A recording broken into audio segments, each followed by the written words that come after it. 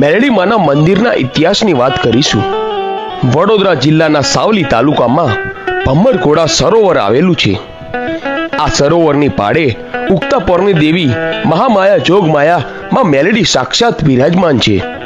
ભમ્મરઘોડા સરોવરની પાળે માં મેલડીમાનું સુંદર મંદિર આવેલું છે, જ્યાં લાખોની સંખ્યામાં ભક્તો માના દર્શન કરવા આવે છે। આ મંદિરનો ઇતિહાસ જોઈએ તો ઘણા વર્ષો પહેલાની આ વાત છે। લોકકથા અને દંતકથા મુજબ કહેવાય છે કે એક દિવસ દેવલોકમાંથી 4 જોગણીઓ નીચે ધરતીલોક પર ભ્રમણ કરવા માટે આવે છે। ભ્રમણ કરતા કરતા હાલનું જે મંદિર છે ત્યાં આવી પહોંચે છે।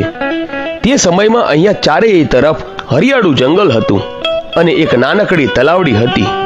ચારેય જોગણીઓને આ જગ્યા કુંવારી અને પવિત્ર લાગી, એટલે એમણે અહીંયા મોટું સરોવર બનાવવાનો વિચાર કર્યો, જેથી આજુબાજુથી પશુ પક્ષી પાણી પી શકે। આમ ચારેય જોગણીઓએ 7 રાતની એક રાત બનાવી અને ઘોડા પર અસવાર થઈને ઘોડાના ડાબલે આખું સરોવર ખોદ્યું અને ફરતે પાડ બાંધી અને સવાર પડતા પહેલા તો ત્યાંની મહીસાગર નદીમાંથી પાણી આ સરોવરમાં ભર્યું। ઘોડા ઉપર અસવાર થઈને આ સરોવર ખોદ્યું, ત્યારથી આ સરોવરનું નામ ભમ્મરઘોડા પડ્યું।